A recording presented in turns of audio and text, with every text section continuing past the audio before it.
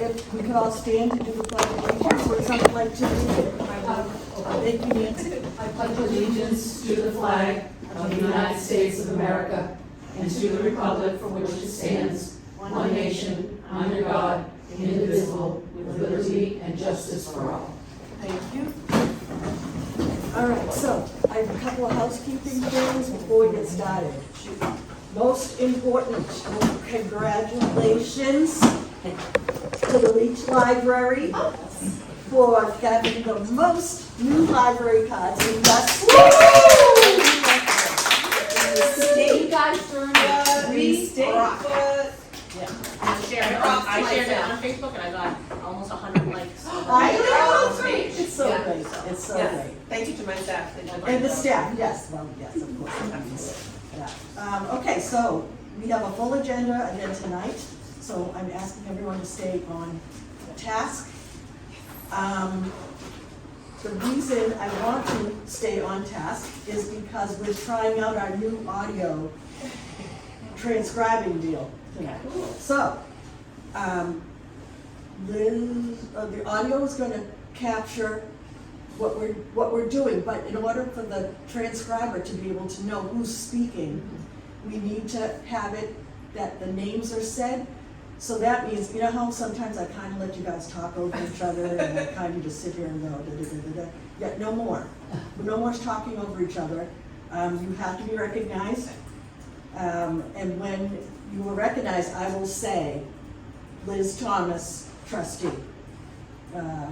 Jim McLaughlin, treasurer. I want to start with roll call too also, so that's also in there for the transcriber. Sure.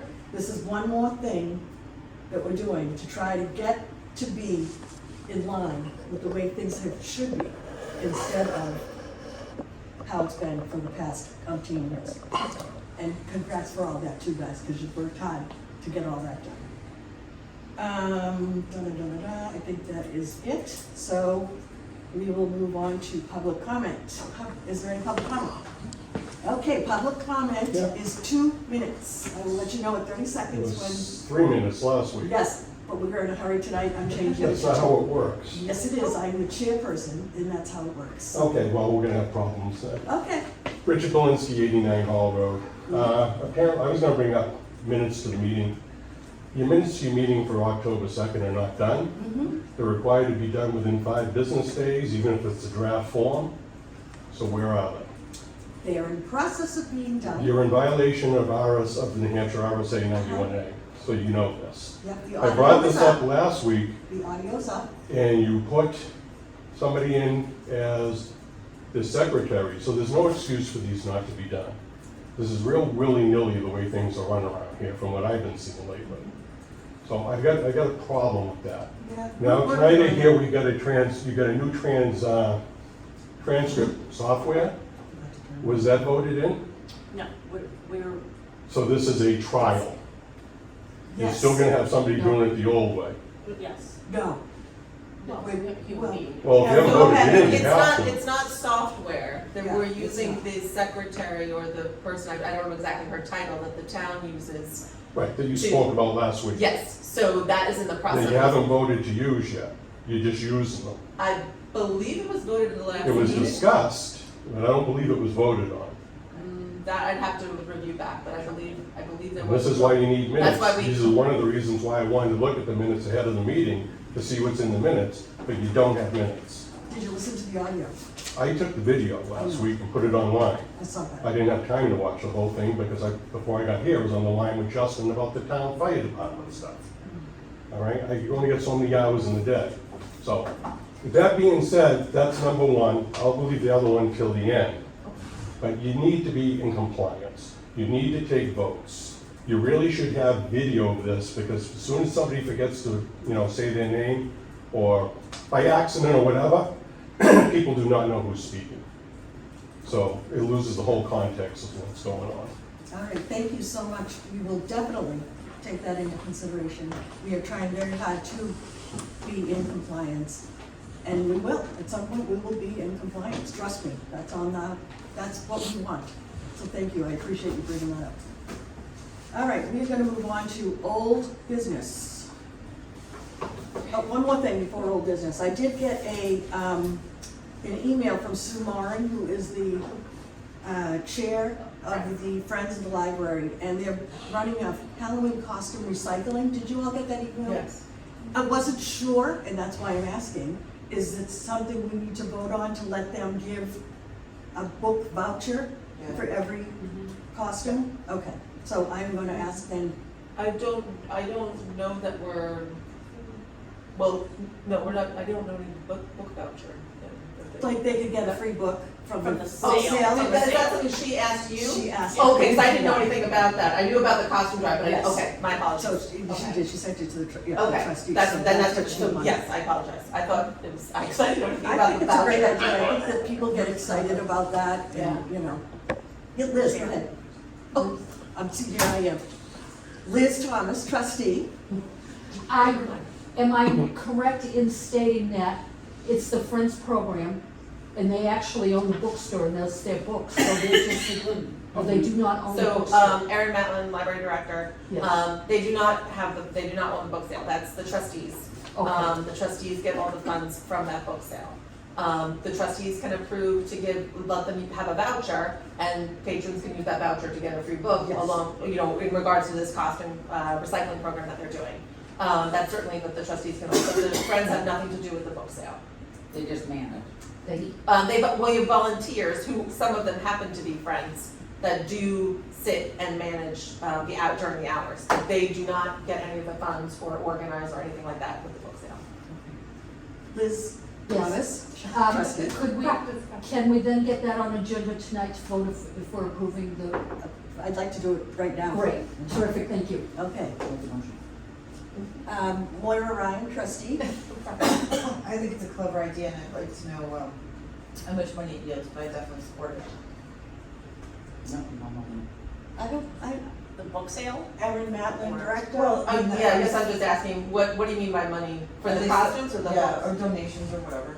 So they're not selling the costumes, they're just collecting them, and then next 2025, you can come here and pick out costumes, mostly probably gonna be for kids, I'm assuming, so you can come and pick out what you need. So it's more like Then I'll amend it and say just for participation. I'd like Okay. to know what the participation. Okay. oh, sure, yeah, definitely, we'll keep track of that. Liz Thomas. So my understanding, this is very much like our puzzle swap. They're gonna bring in costumes, they're gonna give out costumes. It's just another program that we're providing for our public. Yep. Okay, thank you. Kim Bears, chair. Do we have anyone who'd like to make a motion? Jan McLaughlin? I would like to make a motion that we agree to allow Friends to give a voucher for a free book from the sale books that are down here for the costumes, for each costume donated. Second. Moira Ryan, second. All in favor? Aye. Opposed? Okay, so 6-0. So the motion passes. So Erin Matlin, director, I can volunteer, but I'll work with Susan to set that up and make sure that they get the vouchers and work with that. Okay. All right, so now we can definitely move on to old business. Budget FY '26. You want me, would you like me to? Yes, please. Erin Matlin, library director. So I gave you guys a copy of the budget. It's the same, same copy you had last time. The only change in it is that I did get numbers from Justin for the life insurance and the workers' comp. You'll see that they are still highlighted because he did tell me that the life insurance is still estimated and he's working on verifying that. And that the workers' comp is also, he told me to put that in for now and he will verify it. So these numbers are closer than the ones from last year, obviously. Those numbers we don't have any control over.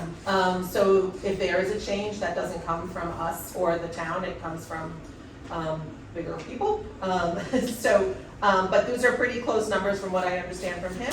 Another new change is the custodial services. I did include a 3% in that number from the last copy that I gave you, and that's because the cleaning company did reach out and let me know that there would be an increase for next year. So that's the only changes from the last copy I gave you at the beginning of the month. And so The vote we need tonight is for the operational budget, and then, we can I don't know if you want me to discuss the children's librarian position at the same time? I think we should vote on the operational first, right? And then, We need to discuss it. okay. Point of order. Okay, I was just asking if you wanted them done separately, or if you wanted me to, okay, that's fine. Jan McLaughlin. Okay, Try that. so I know part of the issue we had last time was the length of time. That with the different changes and things like that, and so the discussion was, we needed more time and we want to get it done beforehand, before the time that you're going to be, we are going to present it or whatever. So, it's interesting that the custodian was one, because that was one of my questions. We had talked about, the getting rid of, the legal. Last meeting, we talked about, with Justin, he said we were the only, committee, department, whatever, that was putting money aside for, legal, and, I would like to see us remove that if that is the case, because I think that sets it as a bad precedent that we're gonna pay for stuff that other departments are not going to pay for, or have to budget for. So, that's one of the items. I don't know if we wanna go and, piece by piece. The next one, I just have a question. It's on the same page, 330 management services. It says includes adult, young adult, and children's programming. Now, is this actually the cost of programs, or is this actually, the staff? Is it 3:30? 330, yep. Oh, I'm sorry. Donna, oh my God, Plant. Assistant Director. So I provided some additional information about 3 lines, I believe, one of them being management services. So that is the pie chart packet that you have, that I sent by email. So I broke down at your request, how much was spent for each, audience. And then in addition, in that line, we pay for some outreach and promotion. And then Christine also asked for more information on top of that. So I then broke it down by, under each thing under each item I had already provided, I broke it down by presenter fees, refreshments, supplies, and prizes, and then outreach. I shared that we also pay for 2 database services for outreach. And then under general audience, we pay for the movie license, that kind of any program can use.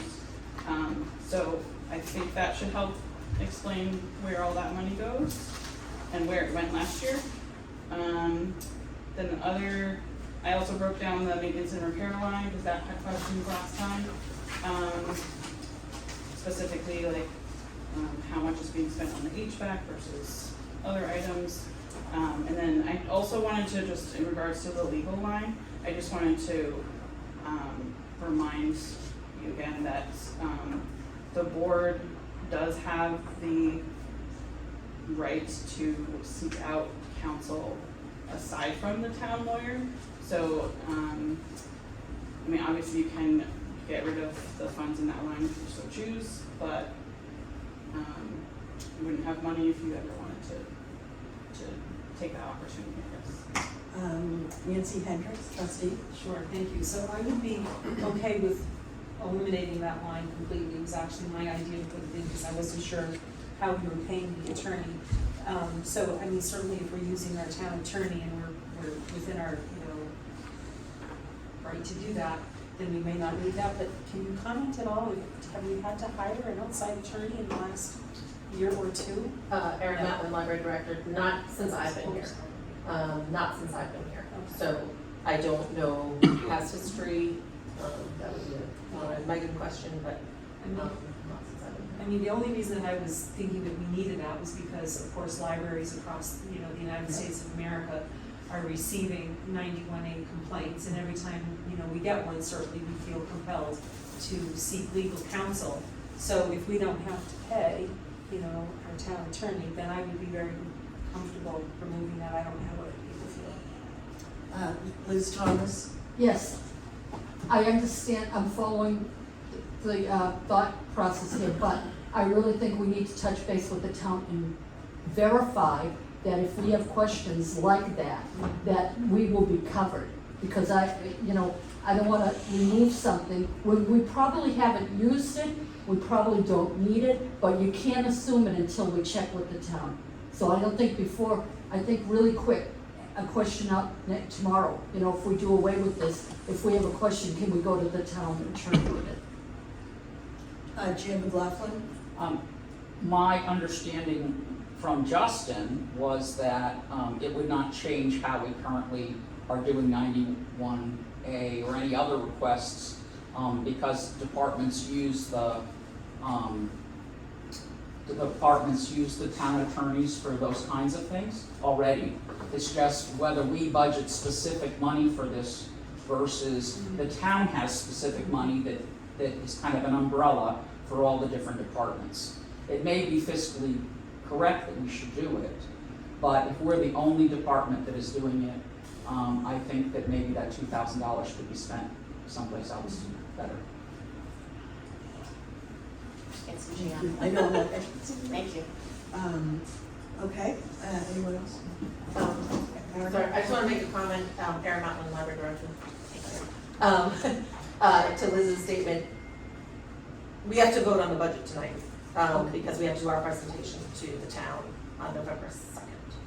So unfortunately, we can't go back and ask the town again about that legal. And we can, but it would be after the board votes. And so I think tonight we have to make a decision on what we want to do, obviously with that line item, but also with the whole budget. We have to make that vote tonight, because we don't have time to meet again before that.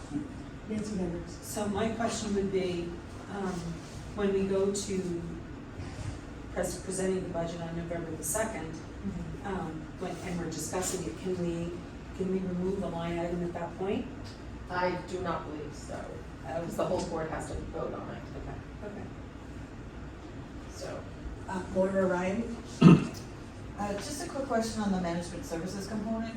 I know it says that there are presenter fees in here. I know that the Friends of the Library supplements that too, so is this what we pay and then they supplement different components, or how does it work? Donna Plant? So anything the Friends decide to sponsor or pay for, those funds go back to the board. They do not apply to the town budget. So we pay for the full amount through the town budget, and then the board gets money in their account for any sponsorships. So that those sponsorships are not factored into this. Does that make sense? Jan McLaughlin?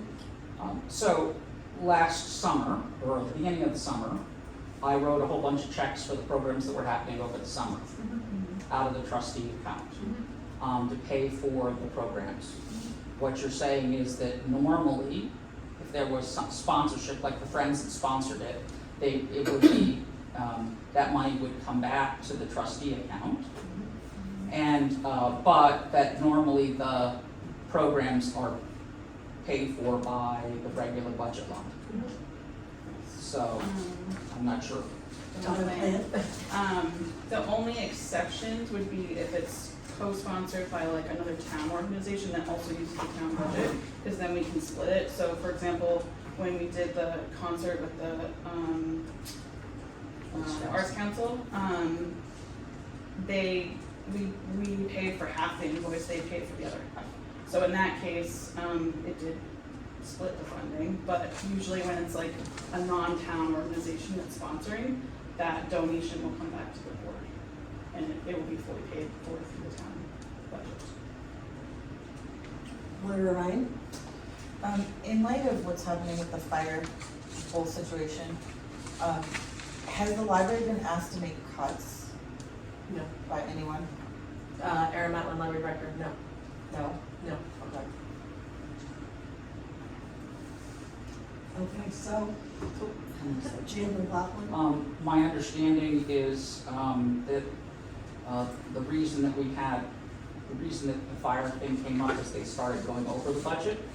So that discussion about the reduction in the budget was also part of the first review of their budget. Oops. Nancy Hendricks? So I think, in order to get, for example, the legal out of this budget, we should vote on that, should we not? So, I would make a motion that we remove the $2,000 in legal, fees that I had suggested in light of the fact that we would consult with our town attorney. And I'd like to second it. Liz Thomas. All in favor? I, Oh, Nancy Hendricks, I. Helen Palmieri, aye. Kim Bears, aye. Maura Ryan, aye. Jan McLaughlin, aye. Liz Thomas, aye. Opposed? All right, passes. Okay, so now we, No, I was just Erin gonna, Metlin. Erin Metlin, planning director. I was just gonna say, is there any other line items that we want to discuss, before the board, goes into voting for the operating budget? Nancy Hendricks. I just have a couple of questions, that's all. So, and thank you for this information on breakdown of the maintenance, and repairs, that was very helpful. So, just as a point of interest, which probably has nothing to do with this budget discussion tonight, but these items that I'm assuming are leases and have contracts, do we know when they expire? For example, the alarm and security, I'm assuming that has a contract. Do we know what the expiration date on some of this stuff is? Not off the top of my head, there's an act, it's reviewed annually. Annually? Yeah. Okay. Yeah, none of them are longer than I would say annual, Okay. but I can certainly find out about that. And with I just don't know res- the exact date. okay, thank you. And with respect to our HVAC cost, I'm assuming we have a contractor that we use. And do we go out to bid for that every year to make sure we're getting the best pricing? We do, Erin Matlin, library director, we do not, or we haven't, this was actually the first year, I believe, FY '24 was the first year that we had a contract with them.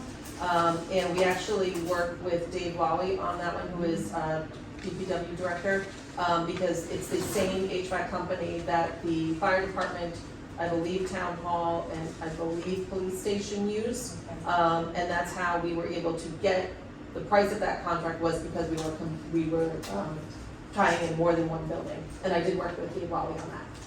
Perfect, okay, thank you.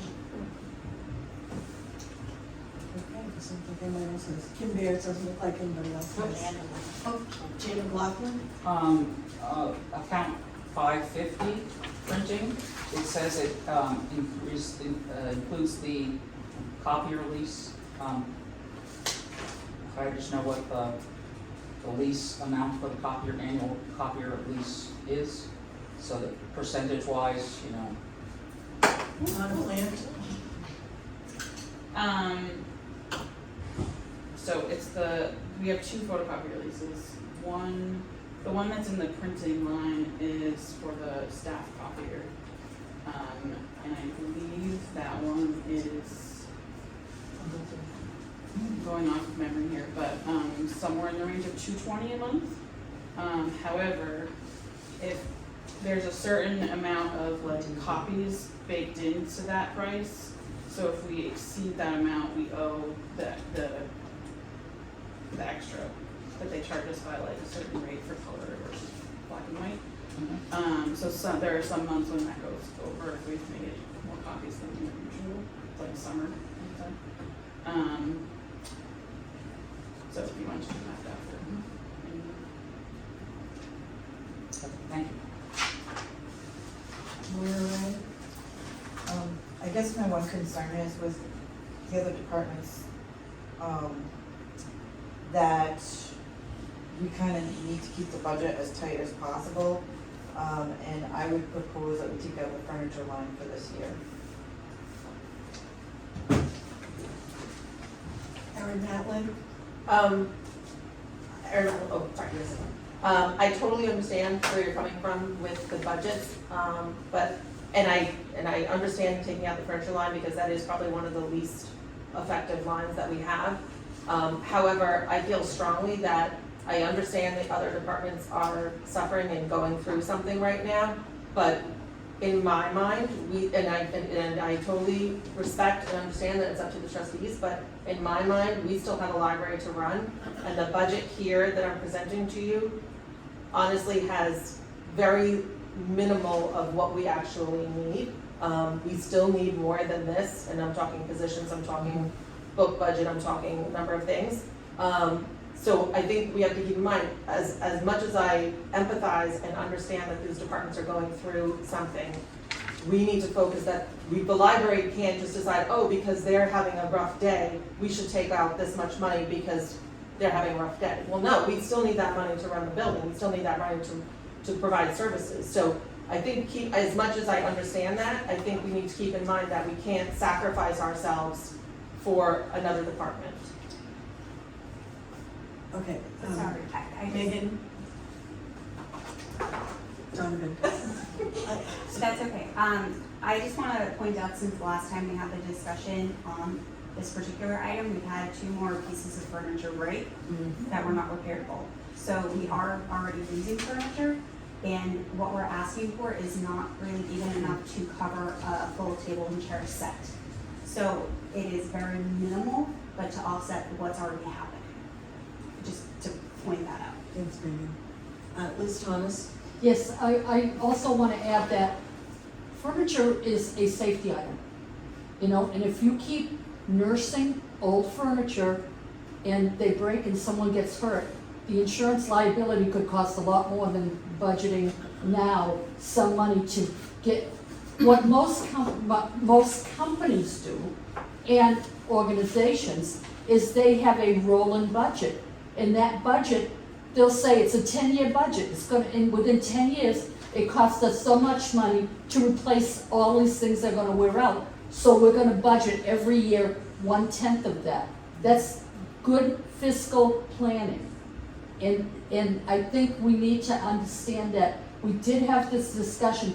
You know, I mean, I understand, I followed all of the conversation from the town meeting and stuff, and I understand that they've been lowballing, you know, their budgets to get the money they needed, and yet they've been overspending. We don't do that. We know what we need, and we're very conscious of trying not to overspend what we have. But I think we also have to recognize that we're talking about safety of our patrons, and we're also talking about comfort of our patients. If there's no seats for them to sit in because all the chairs are broken and now all of a sudden we have no money, well, that's not really a good, efficient library. I think we would be at fault if we did something like that. Laura first. I just want to say I've gotten calls from people over the past week where they said they'd rather see the library closed to support firefighters.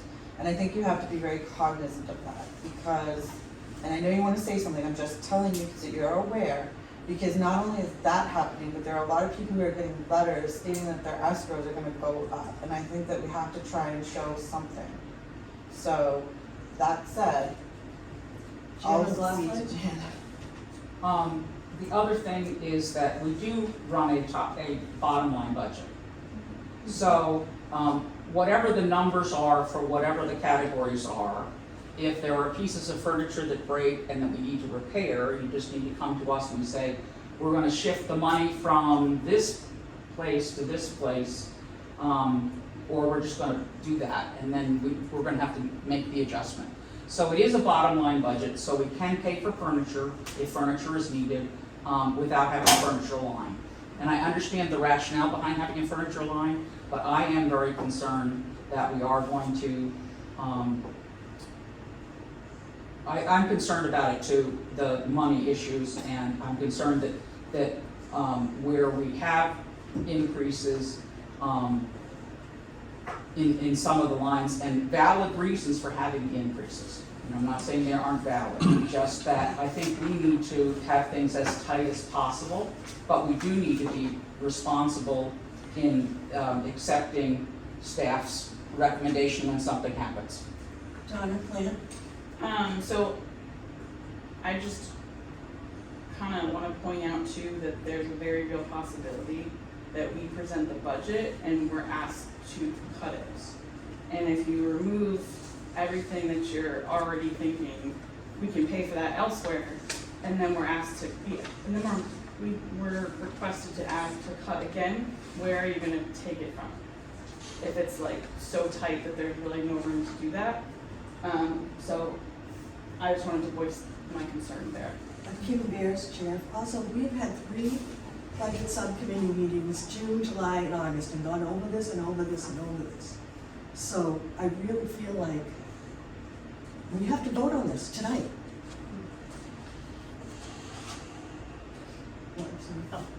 Oh, Helen, I think, listening to everything everyone said, because I'm hearing all the sides, and I think it's an excellent point that if, thinking about last year when we were asked to cut after the fact, that if we do cut out all the things we think we can cut now, we're gonna be in trouble later because of the feeling coming from the town and the town council that we might very well be asked to cut. So I'm hearing what Dawn is saying, that if we left some items, it would give us some flexibility, should that happen. Kim Bears, I also feel that this furniture is 30 years old. How many pieces are broken? Megan said 2 since the last meeting. I mean, how much more is this gonna go on? We might not be able to take it from somewhere else. That's why we put it in there to begin with. That's why the budget subcommittee sat around and did that and put it in there, was for that reason. Liz Thomas? My fear is if you start looking at, okay, where can you cut it, you know? If you don't build in a little bit, okay, where can I cut it? You can't cut insurance, you can't cut salaries, the only thing you can cut is our books. That's what we are. We are, our programs are our books, you know? I mean, and that's all we can cut, and I mean, that would be taken away, invaluable, you know, resources that we provide.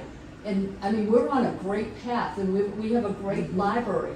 I would hate to have it become less than great, you know? And again, if they come to us then to cut, at least, like Donna Plant said, we have an out there. We have to show good faith. We have a way to show good faith. If we go bare bone right now, we're not gonna have any good faith. Kim Bears, we have gone bare bone. Yes, There is nothing yeah. in here this is a need. Yeah. It's a need. It's not a want, it's a need.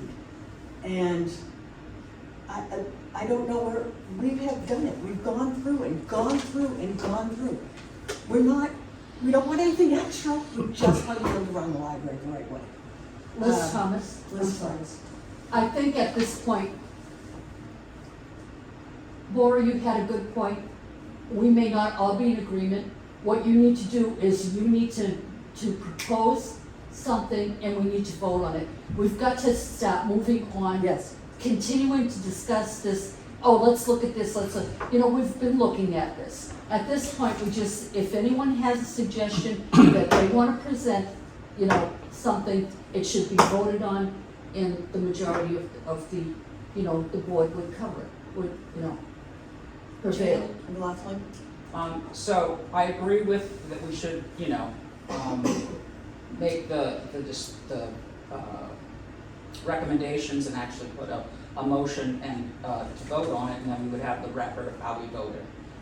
But we didn't do the deep dive during the last meeting for the individual items because of time constraints of when we got the breakdown or whatever. Anyway, which is the reason we're having this meeting. So the other thing is about building in a cushion or making sure that we have items in here so that we have a place to cut. That is done a lot, and I don't know that that is necessarily a good way to go, but I understand the rationale. However, we can talk about the budget that we do present and say that it's a bare bones and that we've already made the cuts that to things that we've already been requested by or needs of the public. That's the information that the town folks need to hear versus, you know, I mean, we have G-Milk's expense, which is an additional expense this year, and that's, you know, that's a good expense. It's not a bad expense. I'm just saying it's an increase, it's a big increase from a line because we didn't have that line before. So I think that we need to be sensitive to where the town is. You know, where they're talking, if some people are talking, you know, close the library so we can have firefighters, you know, that's a little concerning. So. Kim Beers, and I believe that the subcommittee, 3 different meetings, 3 different months, did that. We went down to the bare bones. We've already cut the legal now. And I think we're just gonna move ahead and vote now on this because it's gotta be done. And we can think about this next time. Maybe more people will be on the subcommittee and have more input then. Would anybody like to make a motion? Well, Madam Chair, before you vote on the budget, I think that the budget needs to represent the total line that, You're right. $1,569,629.77, less the 2,000 that we just took out of the legal fund, unless my math is wrong, will give us a budget of $1,567,629.77. Thank you. Thanks, Nancy. Right, math. Before to make sure I got that done right. That's what I had as well. Okay. Fair enough. So, Okay, I propose a motion to vote on the budget with the changes that we made tonight. And I second. Oh, I'm sorry. I propose we vote the budget with, at $1,567,629.77. second. Ms. Thomas, I second the motion. All in favor? Aye. Do we need to have A roll call vote. Oh, roll call vote. We need a Okay, roll sorry. call vote. I, Nancy Hendricks. Aye, Helen Palmieri. Aye, Kim Beers. Nay, Maura Ryan. Hi, Jan McLaughlin. I, Liz Thomas. The motion passes 5-1. Oh, It's a little after the fact, but, putting the number on it doesn't allow, like, adjusting these further changes to the benefits lines that are outside of our control. That number will change. So I'm concerned about the motion having that solid, like, number in it, you know what I mean? Because that could change. Yeah, those numbers are not in our control. So, We would need to amend the Amend. motion. Retake the vote, I think. Jan. I would make a motion that we add to the last motion, that this number is the bottom line number of our budget pending, additional town information about personnel issues and things that are still in flux at this time. Second. Um, I, Nancy Hendricks, second. you do roll call, sorry. I, Nancy Hendricks. Aye, Helen Palmieri. Aye, Kim Beers. So just to clarify, we're just voting to amend the number as we get changes Right. from Justin. Aye. DJ McLaughlin, aye. I, Liz Thomas. Nays, any nays? Passes 6-0. Amendment. Amendment. Yep. Okay. Thank you. Do you want And now we have to move on to, the next, okay. So the next item, I'm Erin Metlin, Library Director. The next item on the agenda is the Children's Librarian position. We would like to, our recommendation to the board is to put forth a warrant to the town to ask for a full-time children's librarian position that would work in our children's library, our children's department, obviously. And I did reach out to Justin to get those numbers for the warrant itself, like the wording for the warrant, and he didn't have them yet. He was waiting because of the pain in the text. it was the tax numbers he was concerned about. So we can have the wording for the warrant at the next meeting, because the board can vote to go forward with the warrant, and we can decide what that wording will look like. Okay. So I don't know if you guys have anything to add with the children's librarian, the full-time position. Plan? I mean, I feel like we've pretty much said why we really need this position, and it's incredibly important to children's services. Kim just noted that right now, with so many part-time staff staffing the children's room, there's really no familiar face there every time we go into the children's room, which is really kind of unfortunate, especially for children's services. So just wanted to reiterate that. Ms. Thomas? Yes, my question is, I want to clarify, this is a warrant that's going on the March budget, the March thing. So it won't affect, it's going to affect eventually the, our bottom line budget for '25. But if the town votes on that, then my understanding is they've got to add that amount of money. Any warrant items that voted on, they'll add that amount to our budget. So it's not going to affect at all this budget right now. Correct. Thank you, Liz, that's important to know. Okay. Janet Bluff. I also want to say that, now, no money for the additional position is in the current budget, is that correct? Correct. Okay, so,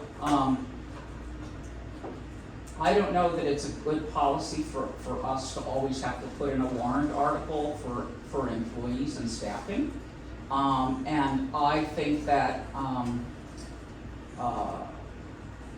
that's an issue in itself, because I think that opens us up more. I would rather have the funds already in the budget, even though that would increase the budget line, and not go through the warrant article process, because, you know, if they say no, then it's no, and we can't then say, well, we can move things around and pay for the person.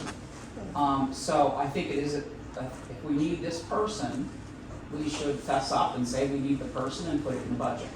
So I think that's a cleaner way to go, unless we also use the end of year budget, the ex surplus money in the slush fund there, to help pay for the first year of the position. It's not our slush fund, it's the town's. They have the money that they keep from, that they didn't spend, and they keep a big pile of money. And you'll notice most of the other warrant articles say 50% to come from the end of year unassigned balance. And, you know, so if there's any extra money in any other departments, that's where it goes. When we had extra money left in a book line or whatever else, it went to that account. So that's the thing, is if we do the warrant article, I would say we should do it and ask for some of that money, but I think we should put the thing in here for the position we need. If we need it, we should say we need it. Liz Thomas. Yes, is there some kind of RSA or something that tells that there's a reason why we're putting it in the warrant to get permission? I mean, there's got to be a bottom line historical data that says, you know, we can't just bring on 10 people and decide because we need it. There's got to be something that the town has to get involved. Donna, do you have something to add to that? Probably. I can give some insight into that. Yes. So the last time we requested an additional staff person, 2 years? No, that was full time. Oh, full-time, you're right. I want to say it's 2 years ago. Yeah. We met with Justin and the town manager, and to my knowledge, it was the town manager's decision to ask that all departments, if they were going to be requesting additional staffing and like beyond their current staff level, to take it to the voters in the warrant article. So we're kind of following what the rest of the departments are expected to do at this point. Jan McLaughlin. I understand what you're saying, but according to the RSAs, that isn't the way the budget is done for the library. It's separated for a reason. Also, not all departments are required to do that, just like not all departments were asked to cut money like we were last year. So, I think that we need the position, we should put it in the budget. And I would prefer not to do a warrant article. Thanks for your input. Erin? I respect that, I totally agree, however, we don't have the numbers right now to put it in the budget. And we need to be able to present this budget on November 2nd, to the town. So I think, I agree with you, of course, I agree with anything that if we need it, it should be in the budget. But in the matter of time and just out of respect to other departments at this time, I would suggest a warrant article would probably be the wisest move. It may not be get the votes, and we may not get, but then I in turn would ask the trustees to, if it is going to a warrant, to ask the trustees and any other citizen who respects and understands how the library works to go and advocate for this position and for the need for it. And get out there and speak to it, because it is important. There are many libraries that we are now part of that have not only a department head in their children's room, but 2 employees in their children's room. That is running programming, doing collection development, managing all the day-to-day stuff. We are asking for 1, which would still be down from what we need. Yes. So I completely agree with you that if we need it, it should be in the budget. I just think at this time, in this fiscal year, for this fiscal year budget, probably the smartest thing would be to put it to warrant. That's just certainly the board can do what they like. Liz Thomas? Yes, I think when we're talking about when we're trying to reduce $2,000 out of the budget, now we're talking about adding in, a lot of money for a full-time position, plus benefits and everything else. I honestly don't believe that if we try to slide this in the budget this year, that our budget will pass. I just don't. I think we need to, maybe for this time, go into the warrant, again. But we need to, at some point in time, let the town know that, we're running, on bare bones and we can't keep going. But to this year, there's been a lot of financial shocks this year with the budgeting and stuff. And I don't think adding a full-time position in right now into a budget is gonna get us any friends or get us any budget. Jan? In today's Londonderry Times, there was a discussion about the town budget, and the discussion was that the town had increased revenues over expectations, and that those revenues would then be able to pay for additional staffing for various departments. That was listed by Mr. Malaguchi as a rationale for what was going to happen with those extra funds, because of the interest rate changes, the town made more money on their investments that they had thought they would. Anyway, and more car registrations. So they're already saying they have this pool of money for additional positions for different departments. So my feeling is you wanted a position last year, we didn't get that, right? 2 years. I thought we wanted last year too, but anyway, so we didn't get that, so I would, if they are saying that they have money specifically earmarked for a position, I would say we should ask for it. All right. Has any of this, has Mr. Malaguti told you guys any of this? Has he told you to expect that you're gonna get a position or anything of that nature? No. No, okay, just wanted to. Liz? Considering what Jan has shared with us, okay, I suggest we put it in. All I can do is take it out before we get it approved, and if, a budget approved, and then at that point, we go for the warrant. But it's the way, we give ourselves 2 opportunities this way then. If they actually are stating that they have money for additional personnel, why shouldn't we we have a need that we've been sitting on for a couple of years now that haven't been met. Why shouldn't we then put it in the budget now? Considering that, I would say that maybe we should do that. You already voted on it. They voted on it, didn't they? Donna? I would also suggest that either the unexpended fund balance, or if there is some other balance somewhere else that, will be used for staffing, that request will likely, the board will likely need to make that request to town council, because they're the ones that can make those decisions to spend that money. So, I feel that it would still make sense to put it in a warrant and then potentially request them to fund some of the warrants. That would be my recommendation. But Okay, we need to move forward with this.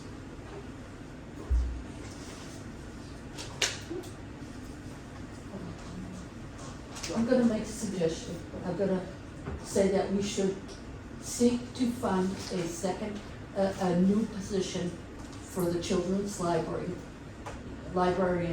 and put it in our warrant article in March. I would second Um, that. Oh, I, Nancy, Henderson, beg your pardon. Jan? Jan? Liz Thomas, I wanna point out that it's time now. Now, when we're 4 months ahead of the power curve, for us to start talking to people in the town and talking to the town, manager, and talk to the board of selectmen and stuff, and let them know we seriously need this position. We can't just wait until it shows up on a warrant article.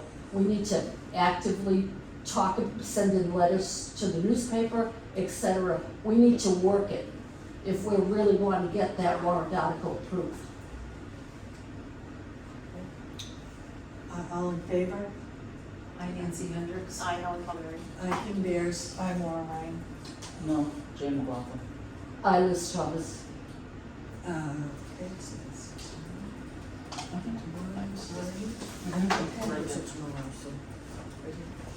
And upstairs. Yeah, move on to the circulation policy.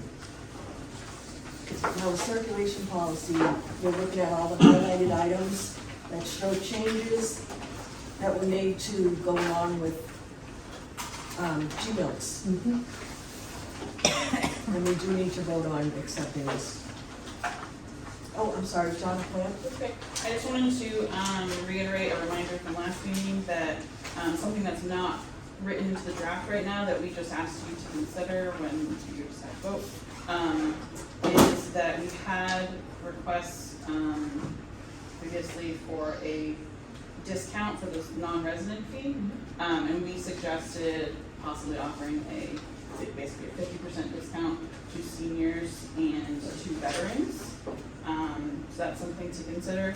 And then the other thing that's not written in is that we've had interest from employees that work for the company that the school district contracts for bus drivers.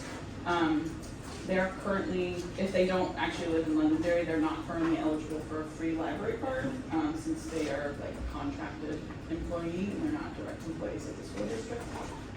So just ask you to consider whether you want to provide a free library card to them.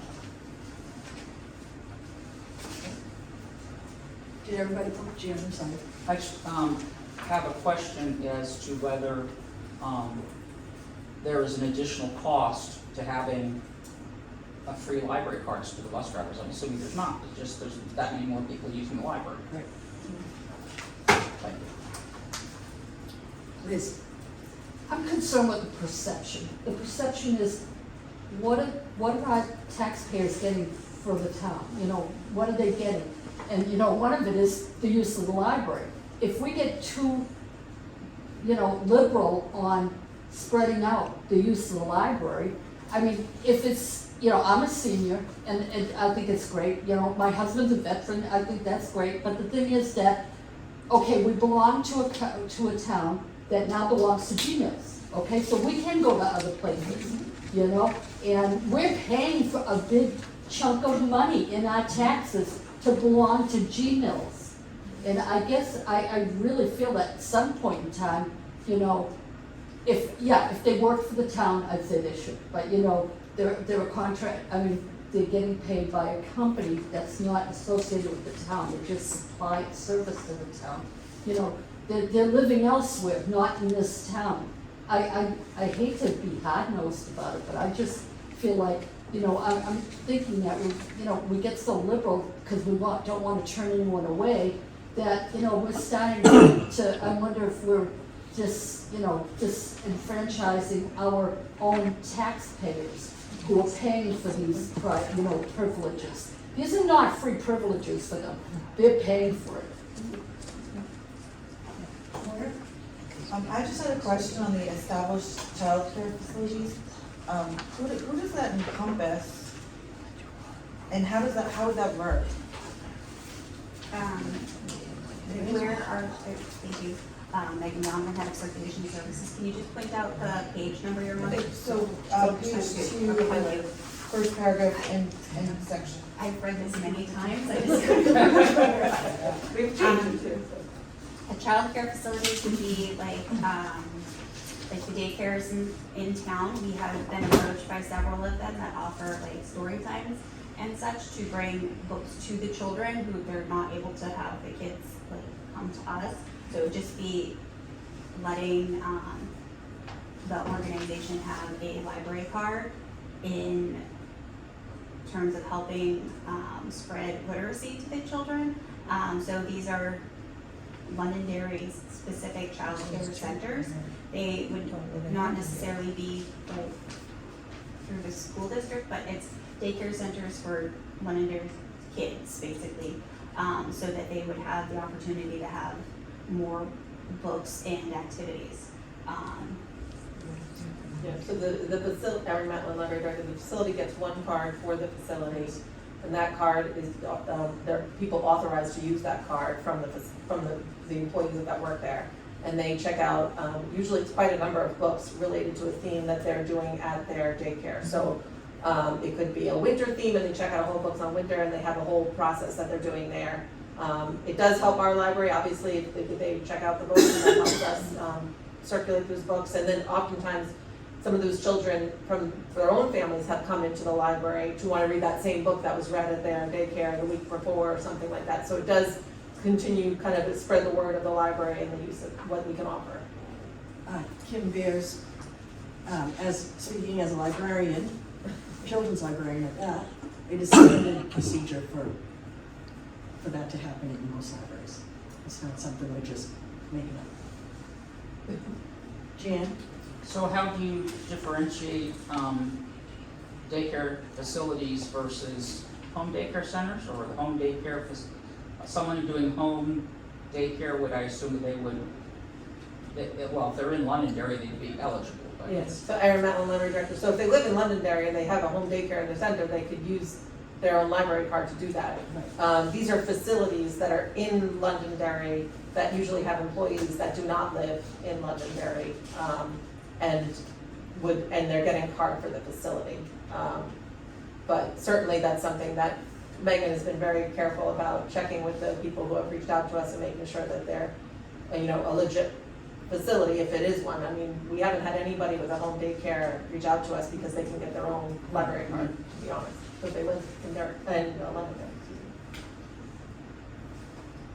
Liz? I think we're looking at a couple of different issues here. And I'm looking at the first issue being people who don't live here but want to use the facilities and they don't belong to GMOS, okay? And then we're looking at organizations here that obviously the library staff feels that there's benefits both directions. The library gains benefits as well as the children who are oftentimes Londonderry children. And so I think that's two separate issues. And I think that we should respect their opinion of the librarians. And if they don't feel like this is going to overtax the children's library ability to, a section to provide a service, I think that would be great. And so I think it's two different votes and we need to look at it two different ways. Erin? Sorry, Erin Metlin, Library Director. So the request for the veterans and the senior discount are actually not in the policy. That was a suggestion if you wanted to include it into the Okay. policy. So if you vote on this policy as is, that's It would not in just be there, the it would just be what is there. And so the highlighted area is the daycare facility, that is actually in the policy. And that's what you would be, if you approve the whole policy, that would be included. Donna just brought up the other two, to see if it's something that you wanted to include. Certainly you don't have to, we can revisit it another time, these policies are always getting looked at and updated. But it would just, I see where you're coming from with the tax rate and those who pay taxes in respect to those, that's really fine, we just wanted to present it to you, it's some things that other libraries have done regarding the discounts to seniors and veterans, so we just wanted to make sure that you were aware of that option. Helen? Helen Palmieri, trustee. To what Liz was saying, I wanted to agree with Liz. I was thinking about what she said, and that perhaps with us entering Gmail, because we should revisit this maybe in a year after we see what access that brings for people who might be interested in, and then we could revisit this maybe next fall for the subgroup, possibly like the bus drivers or whatever. Seniors and veterans? I was thinking for like the bus drivers specifically. Oh, bus drivers, Right, if we were okay. paying, Yep. that was Liz's concern, right? Yes, yeah. Okay. Yep, that's. I have no issue with the senior discount. Well, I was kind of grouping that as a group. I just don't think there'll be that many anyway, Right. because Gmail is so big Yeah. that anyone who's working as a bus driver in this area probably lives in a town that is a member of Gmail, because remember, we're like one of the last ones, so. I guess I agree with you, it's not a huge deal, but you know what, the perception deal to our citizens. You know, our taxpayers need to feel like they're special, you know? And every time you erode that specialness by opening up the services to other people. I mean, it's wonderful, we have a library, we want to share our wonderful resources, but we also need to be sensitive to our taxpayers. So I would like to go forward with a motion that we include the daycare centers that It's as already in there. It's in there. It's in there, so we do- just, I Do think we you should want to just. make a motion to, well, I guess Erin Mountain Library Director, is there any other questions regarding the policy? And then, I know that one was, I think we moved forward with that one, but if there was any other questions regarding other changes in the policy. I guess I would like to make a motion that we go with the policy as is and that we revisit it in 12 months or next year. Let's revisit this question then. Helen Palmieri, second. All in favor? I, Nancy Hendricks. Aye, Helen Palmieri. Aye, Kim Beers. Nay, Maura Ryan. Hi, Janet Walker. I, Liz Thomas. And that's 5-1. Thank you. Okay. We are going to move on to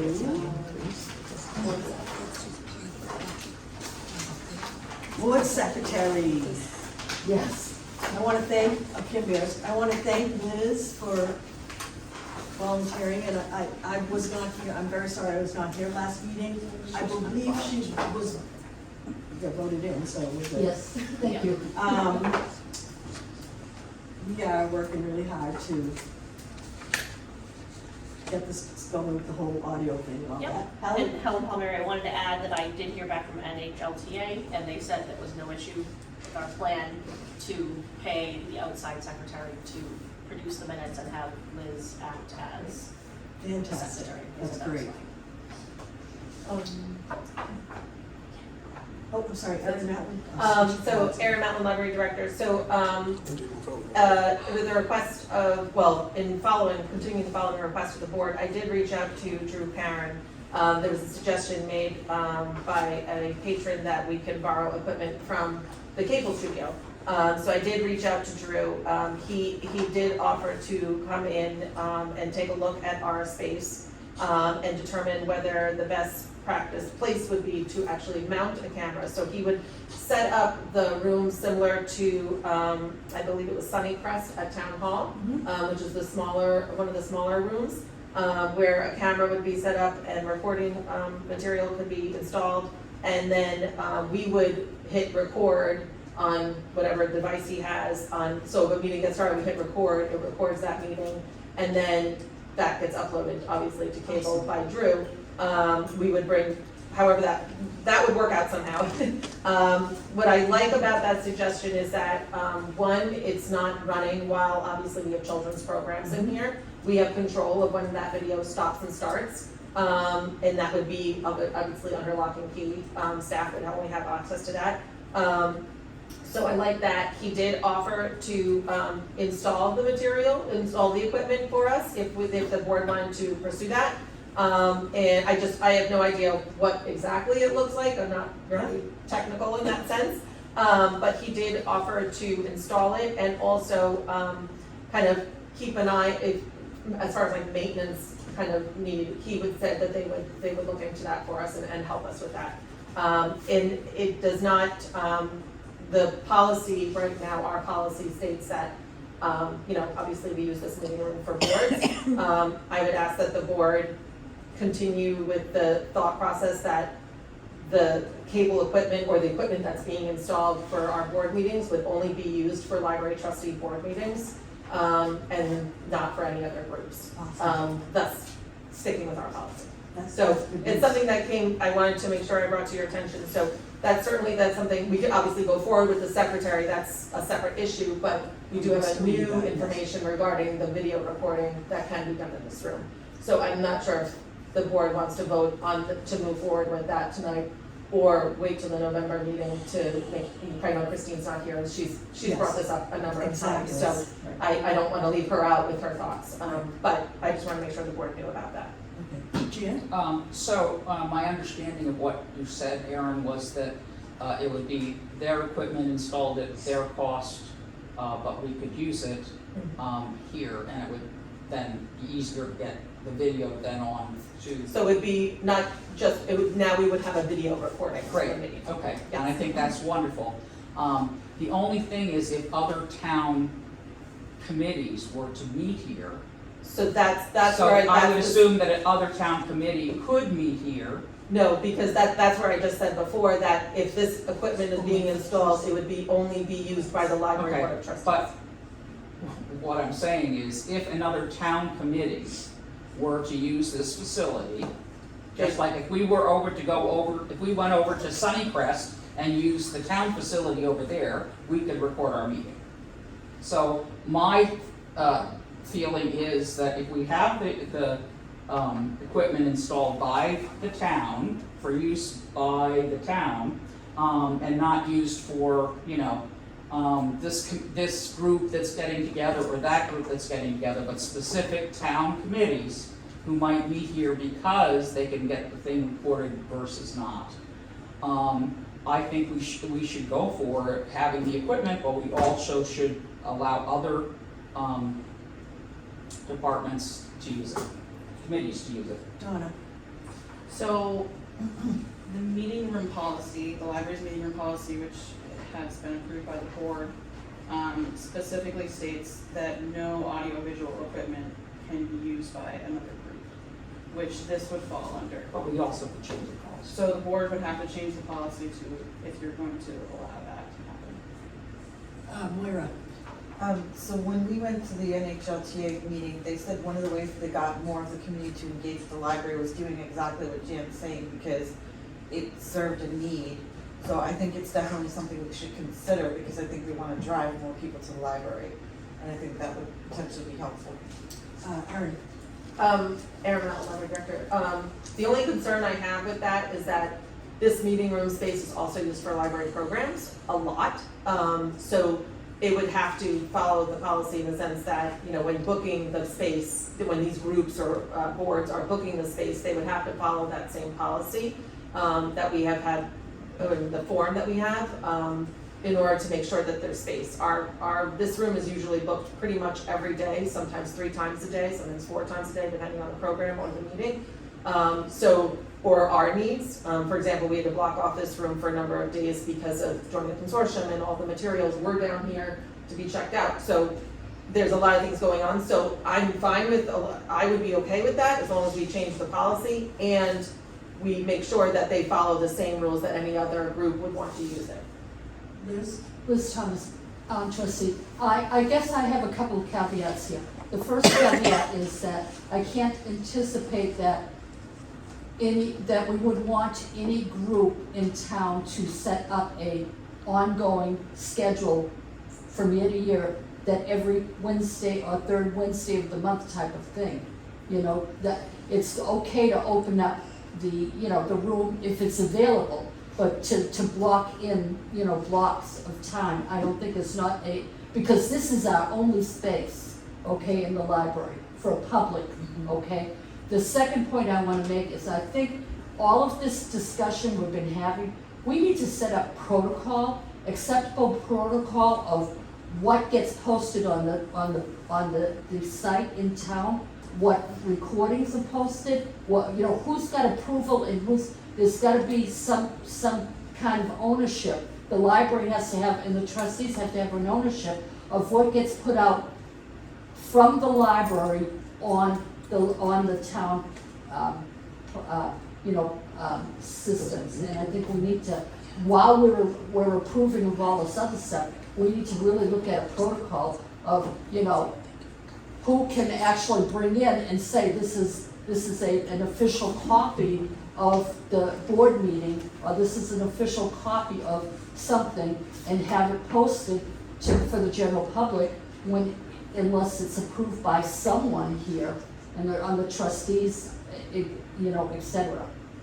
Kim Beers, I just want, these committees have already been meeting for years over at Town Hall. I can't imagine them all going, yeah, library meeting room. I just don't think that'll happen. I can tell you as a member of the Arts Council, very frequently we have the problem that we are not, because of the number of people, getting into a room that has the recording equipment sometimes is difficult because the night we meet or whatever, especially during budget season.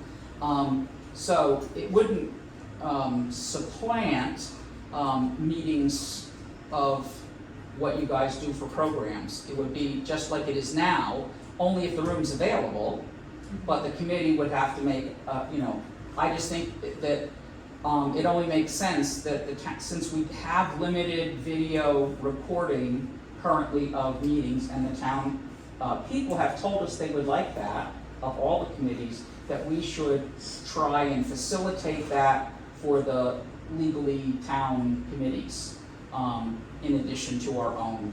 And I would like to make a motion that we pursue the video hookup and to change the whatever the policy is that we're talking about, to align with the fact that other official town committees could use it if it's available and not being used by library. Donna?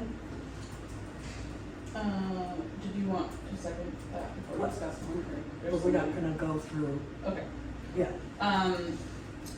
I wanted to first respond to Liz's concern about like a town committee reserving like a full year of the same night every week. So if the meeting room policy for that purpose stays the same, right now we allow up to 3 months in advance, so that would still give us room, I think, to be able to plan longer than the 3 months. So they wouldn't be able to book the whole year, for example, the way it's written right now. And then just regarding the motion, I think that we would need the ability to look closely at the policy, so I don't know that it can be like revised on the spot tonight, but we would have to bring you like a new draft. Right. But I think one of the things we would really need to look at is depending on where the equipment is placed, because we'd have to, I guess I could even ask you now, like, would you want to give them access to all of the AV equipment that's in the room, or are we just saying the recording equipment, because that's a whole other small And bit. I would say the recording. So I think that this is worthy of more discussion. And I would like to have Christine here I because do too. she's been so passionate about, video recording and doing what's correct and being transparent. So I'm wondering if you would perhaps rescind your motion so that we can perhaps put this on the next agenda. That's item number 1. Item number 2, I'm not sure that we could vote on an item like this without it actually being on the agenda. and having that particular item New or business. the agenda, published and posted for public comment. It's just a suggestion. Sorry, go. Liz? Yes, I think what we need to point out is that all the other meeting rooms are run by the town, okay? This is run by the library. The library closes at 8. There's no meetings in town, just about no meetings at night, that they get done at 8. So you're now looking at getting library staff to work overtime just to man the building. So I think that, it's different to have a public building and to have a library, because the library's not open till 10, 11, 12 at night. So that's my concern. Jan? I understand about saying let's do it to another thing. I think the problem, and we could decide how we implement it as far as changing the policy. I think the right thing to do, however, is to begin the process of getting the equipment installed, because I think that, as we know, things don't happen instantly necessarily, and it may take time for them to order the right equipment or to have the right equipment and assemble it in the right way, and to come over and visit and say, oh yeah, we need to have whatever. And then we could add the policy about changing the policy to include committees or not at a future meeting. Erin?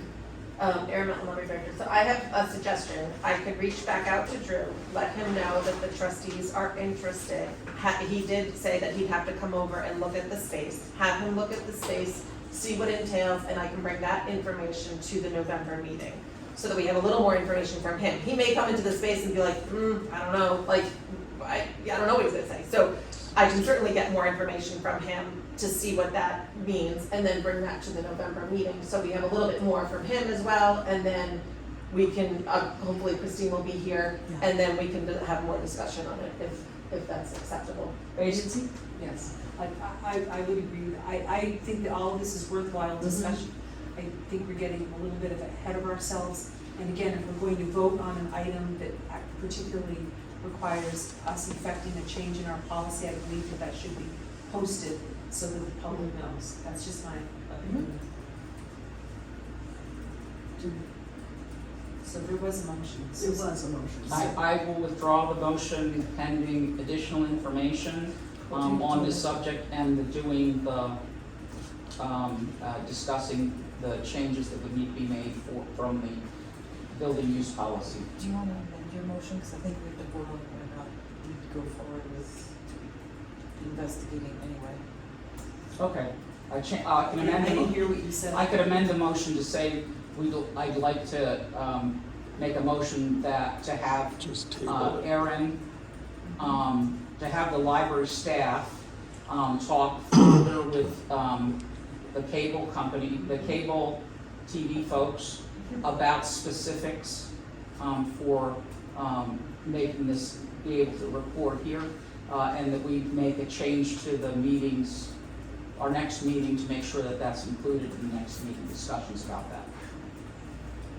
Second. All in favor? Nancy Hendricks. Helen Palmieri.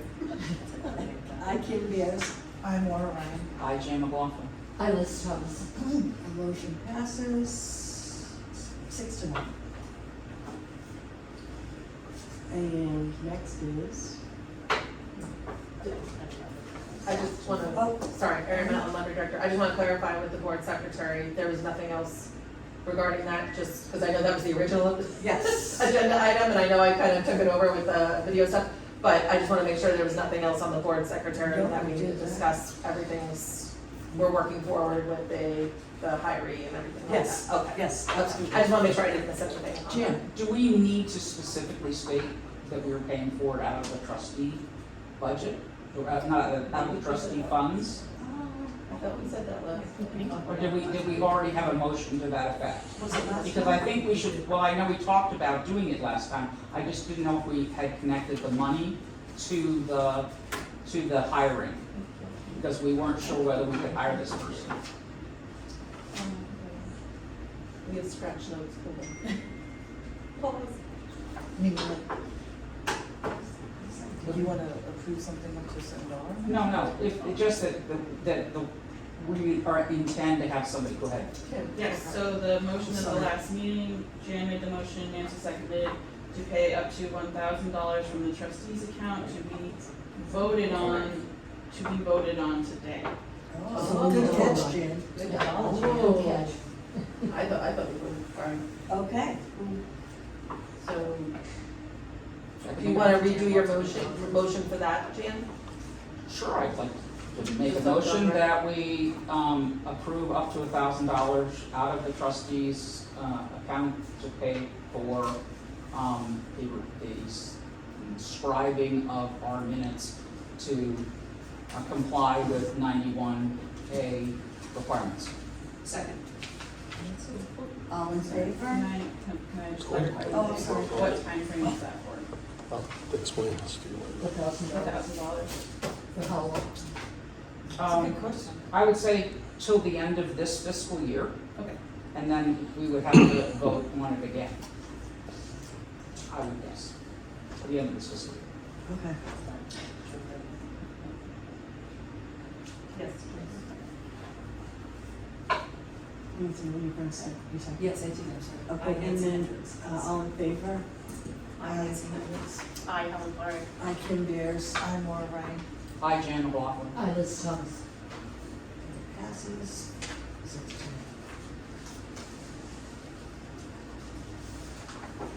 Okay. I guess the last thing is public comment. Again, we will have, Richard Walensky, Hold on. Hall Road. This we'll really have does, sorry. 2 minutes. No, so I guess you really don't want to hear the problems, you just want to get out of here.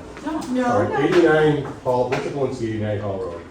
I'm more concerned tonight than I was when I began. One, you voted on the budget. You should have voted on the budget number last. Then you made an amendment to the budget that you already approved. You can't make an amendment to something you already approved.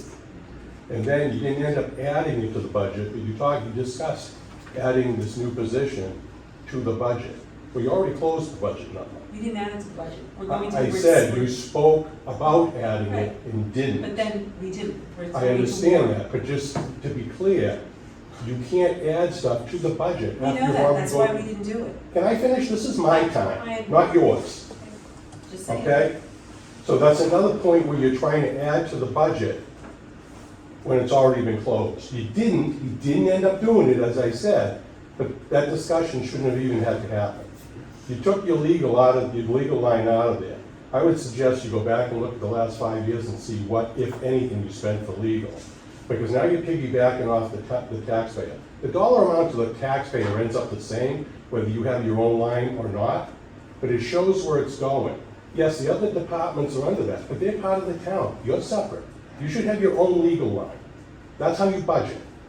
You kind of did yourself a disservice, because if you had a legal line and you needed to, because it is a bottom line budget, take money for something and you had that available, you would have had that. Now you don't have that. So you should have voted on your bottom number last and not be amending it and potentially adding stuff to it. That's not how you budget. All right? And that's not what you did. I have a bunch more. The furniture, I'm not saying you don't need it. Start a reserve fund for that, $1,000 a year. If you keep doing this every year, you're gonna end up with a mishmash of furniture because you get one, model of furniture one year and they can't get it the next year when you need more. Do it all as one. Set a reserve fund. That way you can eventually get, whatever the number is, $10,000, but it all matches. Otherwise, you're gonna have a mishmash up there. And I would like to get together with you sometime during the week and go over the furniture with you. Megan? I just would like to Yeah. make a comment on the furniture. I am working with a commercial interior designer who is able to source materials so that we can, with the longevity, replace items in a smaller amount and still match cohesively. She's donating her services, so we don't have to pay for anything. But That's that is great. something to match what we already have and still update. So it is something we are working on Okay, and that's- sourcing. And that's great, and thank you, but that's not guaranteed that 10 years down the road, they will be able to do that. I mean, they're gonna try to. Right. But there's no guarantee of that, you could end up with a mishmash. I'd rather make sure that everything is cohesive and looks good, and you don't have, contemporary here, colonial there, because that's all you can get. Just set up reserve funds, and then you have the money for this. Thank you. Any public comment? Motion to adjourn. Second? Second. All in favor? Aye. Nancy Andrews. Kim Bears? I'm Laura Ryan. Hi, Jen Blanchard. Alice Thomas. Thanks, everybody.